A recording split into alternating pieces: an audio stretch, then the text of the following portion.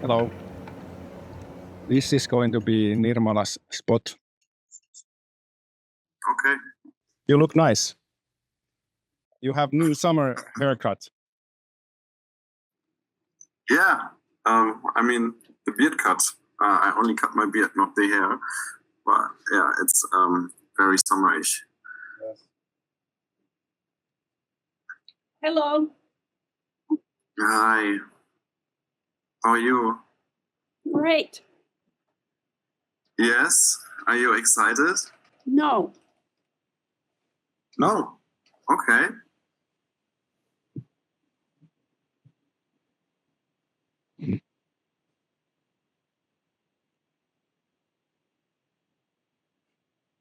Yeah, I know this feeling of not feeling excited. Is there a peace, a calmness? Yes. Oh, perfect. Yeah, I feel it. So, new introduction. Welcome to the Roots of Ascension first guest, Hello. episode 3. And we are talking about near-death experiences. Can you share us your own near-death experience, Nirmala? And before we start, we can introduce ourselves. So, Nirmala, our special guest, can you introduce yourself first? Yes.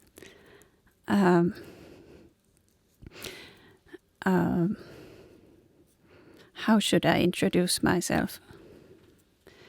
I'm a woman. I'm from Finland. I'm an Ishaya. I have been ascending 15 years and teaching ascension for 8 years. And I'm a mother. I am an artist and a designer, and I am at the moment studying to be a chef. And I practice Tai Chi. And, well, I've known Shambhu for 15 years, and we have been the same retreat. And we Ishayas, we have different backgrounds, and I'm an Ishaya of the Bright Path organization. And at the moment I'm teaching Ascension online twice a week in Canada and 4 Nordic countries. Is there anything else? I'd like to add that you're actually here in the studio with me. We are in Vara Productions office. Mm-hmm. This is our logo. Yeah. You met the designer before today when we had lunch. And I appreciate your wish not to be recorded. So the camera is off from the call, and this camera is shooting here. And I'm also here. And my name is Sampo. And my middle name is Sampo. And we talked about names previous episodes, so no more about that. Don't you want to hear about my name? Yes, what is the meaning of Nirmala? Yeah, so I have received my name Nirmala from my teacher, Maharishi Krishnananda Ishaya, and I got it, I think, 10 years ago or a little bit less, when I did my mastery of the self in Spain. And the name Nirmala, it has 4 meanings. It is, what is it? The Immaculate Goddess, the Virtuous Goddess, the Purity Goddess, and Innocent Goddess.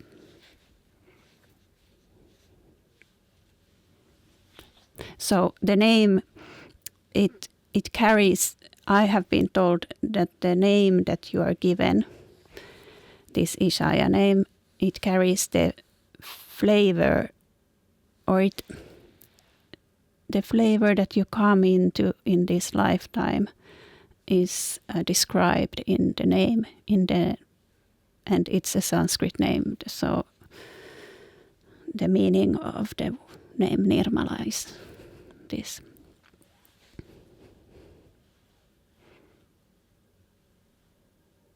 Thank you.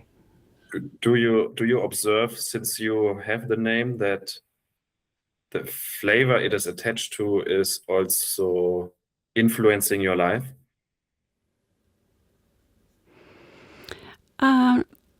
Well, I feel it is me, and oftentimes when I'm reminded of my name, my essence of innocence might be that I have in me that essence, but of course I also have the opposite side of that. But when I'm in innocence and purity, it's my true nature. And everything else kind of drops away. So it is me when I'm out of the way.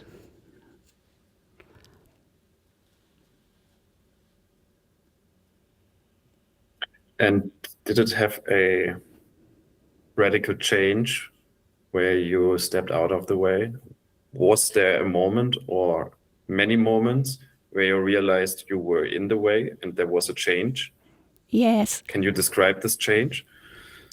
I believe this teaching of the Ishayas, it's a path of return. And I keep returning to my name. And part of it is forgetting and then remembering. And this is the dance of coming back from whatever we are letting go. I once heard this really nice story about the path of return, that there was this man or woman who was sleepwalking, and she would fall asleep, and while she was sleeping she would sleepwalk into the forest, and then she would wake up in the forest and realize that she's lost, and it would take a long time to come back home. And the next night she would fall asleep again and start sleepwalking, and again she would wake up in the forest, but this time it was a bit easier to find back home. And on it goes, and every time she returns, the way back comes easier. So I still have to return. There are moments when I forget, but it's easier to remember. But in the end of the day, I don't think it's my fault if I forget, and I don't even believe I'm the one in charge. That it is what it is. And there are moments when I'm fully present and in my own essence, and there are moments when I'm not, and it's okay. I feel that I'm not fully present at the moment. I'm all over the place trying to put all the technical stuff working here and there and there. And that's okay. That's okay. That's what we learn when we ascend enough, that's okay too. So being awake doesn't mean that you're always zen or something like that. But I'd like to drop to the topic of near-death experiences. Torasiva was sharing previously his father's experience, but unfortunately I forgot to record his voice. But now maybe Nirmala would share what happened on the Ascension retreat, or was it on a retreat? No, I was at home. Okay. And there was another person on a retreat that had a similar experience at the same time, our mutual friend. I don't know if there was a retreat. Okay, just at his home as well. Yeah. Although he was living in a retreat center. Oh yeah. Yeah. The good old Montreal that doesn't exist anymore. But anyway, can you share us your experience? It doesn't matter who the other person is. Yeah. So I was at home, and it was around 5 years ago when there had just been this epidemic called COVID that had started to spread around the world. And I had been, so if it was 5 years ago, it was about, I think my son would have been 15, and at those days he would be staying with both me and his father, and he had had a flu, and then he left, and I had been looking after him, and then when he left I was alone at home, and I felt this really, really strong, I guess I could call it COVID, that it went through my body like fire. And my body could not take it. There was, I could feel that I was about to faint, and my lungs were not able to breathe, and my heart was getting very weak.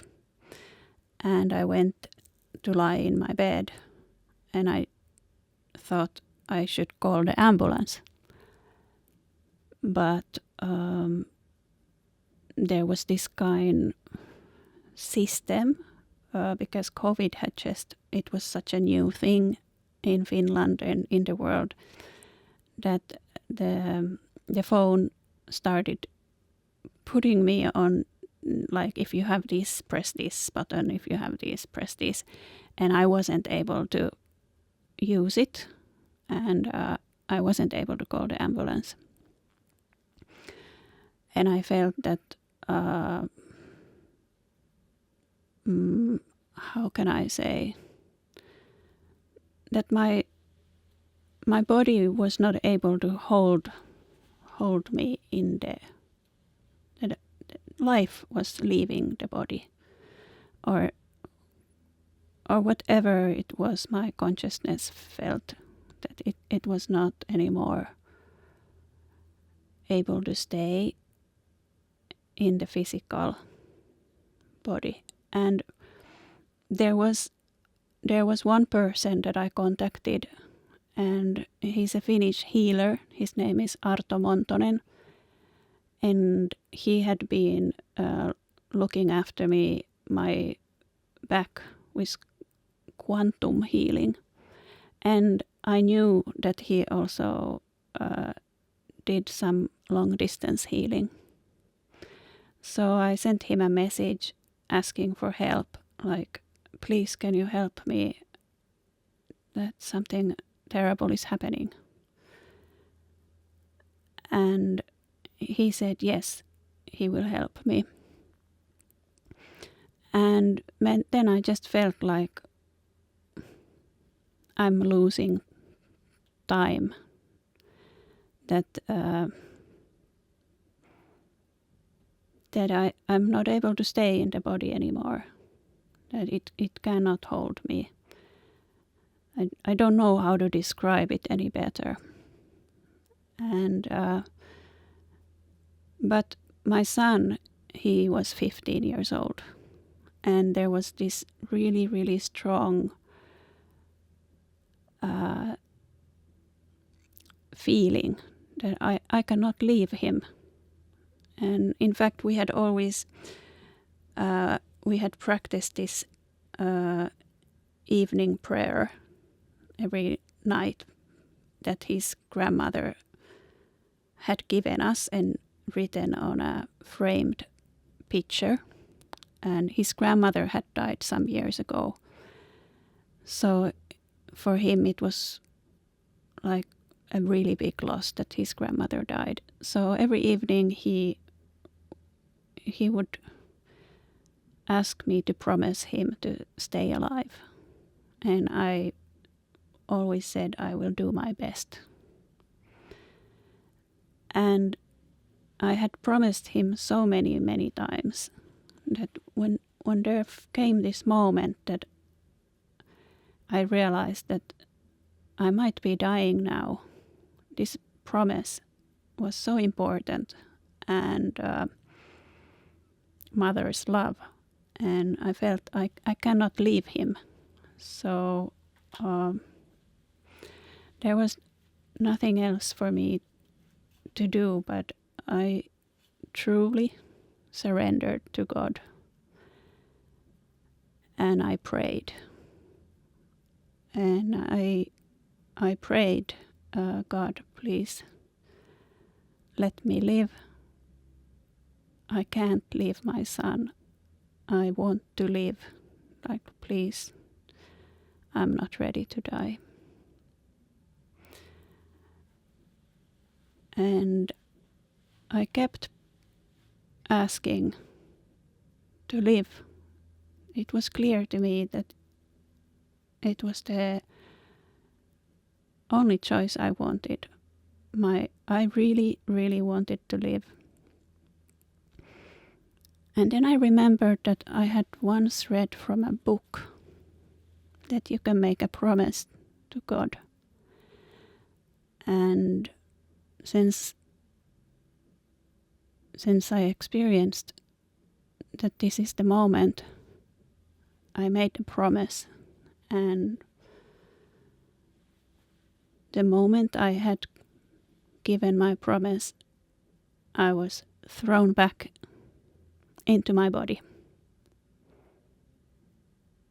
In my experience, it was in faster than a breath or a second. And I was back in my body. There was no pain. My heart was functioning. I could breathe. And there was this really intense white light surrounding me. It was like silvery color. And in fact, the whole room was like a silvery cube. And I looked at this light and I thought, this must be a miracle. And this is not a dream. I'm not dreaming. I'm fully awake. And time stopped. And I was just witnessing. I was aware of all this light and also of the body. And I knew I was alive. And I thought, this is just lasting like eternity. And I just witnessed, and it felt like forever. And the next morning I woke up. I had eventually fallen asleep. And when I woke up, my body was full of pain, and everything was hurting. I felt like crap, and I could hardly stand up. And I saw my phone, and there was a message from Arto Montonen. And he said he had been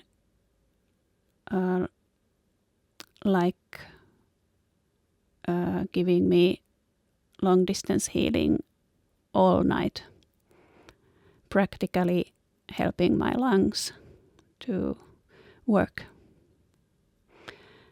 And my experience was that he saved my life. And also my son saved my life, because the mother's love gave me such a big reason to come back to the body that I don't know if I would have done it for myself, but for him, definitely. And after that, the struggle kind of started in another level. I had to really start doing everything I could to stay alive. I was very weak. Maybe there was 2 hours a day that I could stay out of bed, and then I would just faint and sleep, and my aunt would bring me food, and I couldn't see my son. My aunt left the food on the other side of the door because nobody could meet me. I had COVID. And I had many Ishayas who were basically doing what they could to help me stay alive. And we had a newsletter at that time, and in the newsletter I could see that many Ishayas passed away in that first wave of COVID, and I was alive. So I have this huge gratitude for being alive, and really feeling that I'm important, that there's a reason why I'm here. And every moment is a new discovery. And I really wanted to look after my health so that I could get strong. And it became my priority to be alive and really be alive 200% and not to take it for granted that I got to stay here.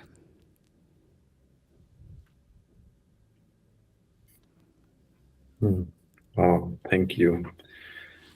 And can you describe the experience when you were out of the body? Was there a certain feeling, or what is your memory of it?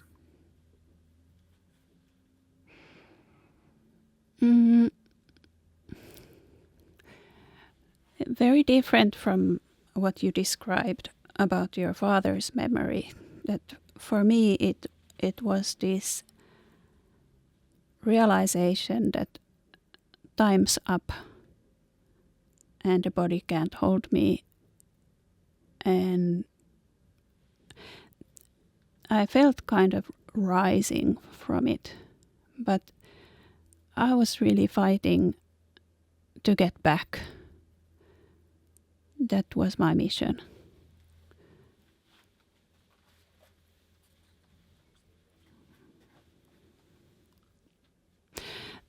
It's hard to describe this surrender, but it was like just God.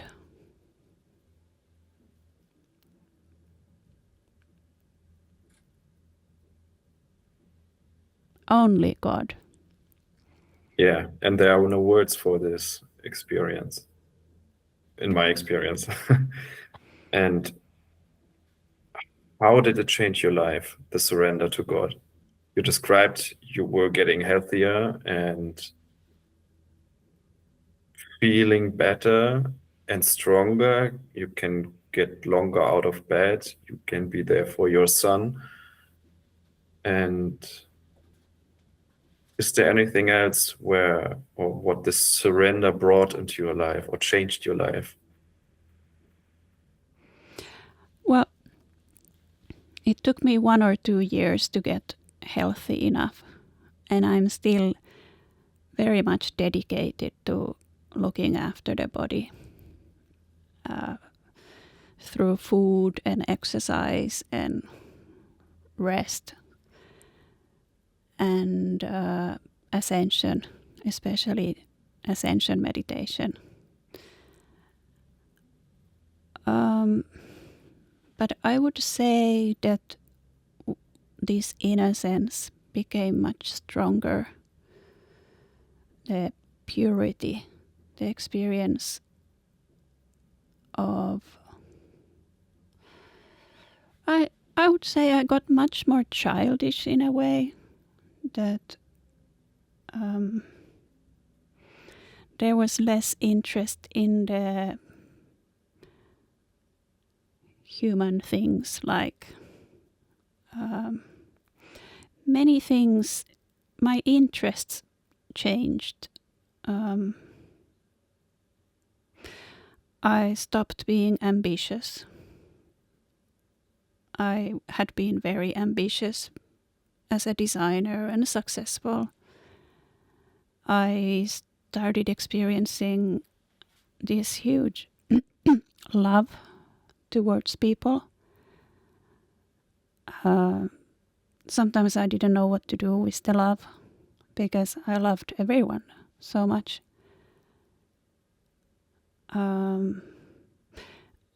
I got really interested in food. I don't know why. Things started to look more and more beautiful in my eyes. I have a very strong need to be in the nature.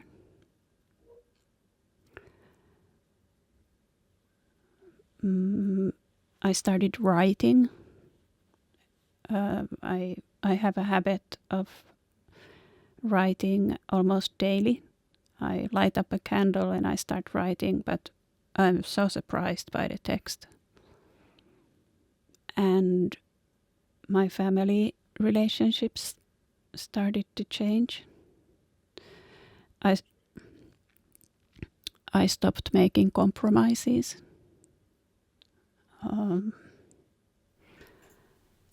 Where do we do compromises in our life? It is the very familiar sentence to all the Ishayas or the Ascension teachers. I'm sorry to interrupt you, Nirmala. No I problem. have to pick up my child soon from the daycare. And I'm just asking if there's something really important that we need to say. And I'm really touched that you're my friend. And I'm really happy that you're here. And I love the lunch that we shared before. And I love that the fact that everything is going okay with the podcast. And I love you, Parasiva. I was on this desk when I ordered the flights 2 years ago, so you could come to Finland and see my home city of Tampere, or actually it's a town on the European standards. But anyway, I love you both very much. I didn't have my near-death experience. I have a scar here to prove it. I had an operation, but I was under anesthesia. But yeah, I have similar, feelings that everything is precious, and I'm not that ambitious anymore. But actually, for an ambitious person, that sounds to me like, wait a minute, I don't want to lose my ambition. So can you elaborate on that a little bit more, like letting the free flow of things to happen? So I'm ambitious, but I'm not taking anything seriously anymore. Do you have that experience, Nirmala? Yes. Oh, I just remembered also that I have lost the sense of time. I easily lose track of time, so let me know when we are finishing. But when it comes to ambition, I realize that it comes from the mind, and God has much, much better plan for us. And if I'm not in charge, then life is in charge, and the universe and God, or whatever force you want to call it, And if we kind of surrender to that river of grace or that flow, then we start receiving this guidance, intuition, abundance, and really good things start to happen. And I even have this funny vision that imagine like this, you're driving a car and there is this, what do you call it when you put in Google Maps, like your destination? Navigator? Is it called? Yeah. So then you keep driving and you have the navigator, and then you make a by mistake, you turn left and you get lost for a while. The navigator will just reorganize the route and you keep going to your destination.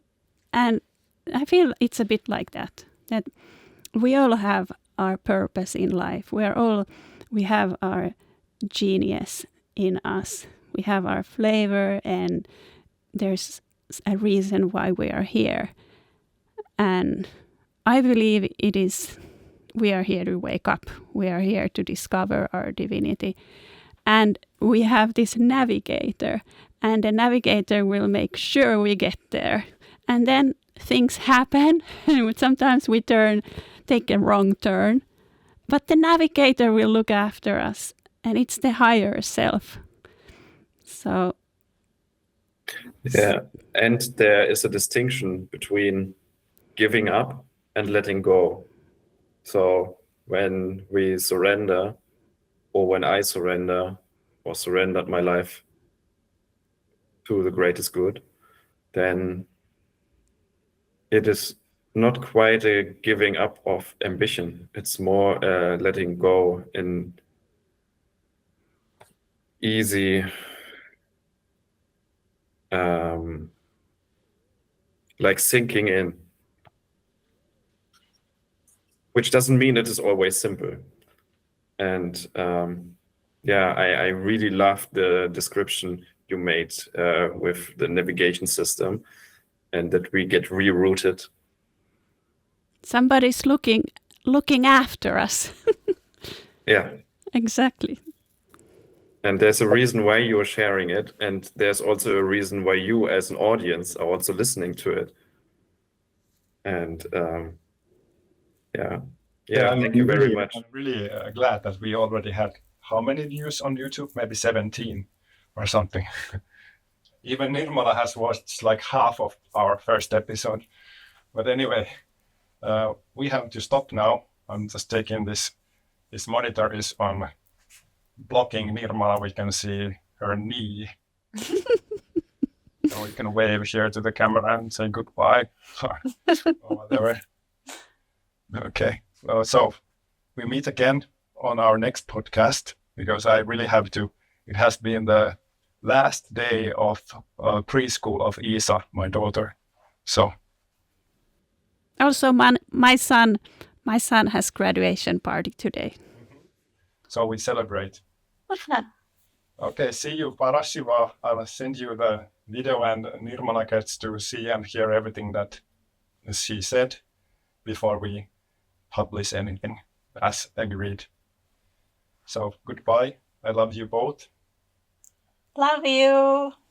Let's do this again on a better time, not such a hurry schedule. Maybe we can be. You can visit our podcast whenever you want. Thank you for this. Thank And you. I'm also happy to share my story again. Okay, yeah. Later point. Yeah, I'm really sorry. It wasn't my intention not to record it, but I know. I have too many moving parts here, so including my own differently wired brain. I don't know why you're doing this with your phone. It's amusing myself. A great teacher once told me that jokes are like to amuse ourselves. So it doesn't matter if anybody else doesn't get it, but I have the master plan to how to combine these videos, and you'll see at the end product. This is my profession. Interesting. Yeah. So Bye bye. bye bye. Bye. Okay, what did you promise to God? Everyone is Jesus. Everyone is Jesus. Everyone.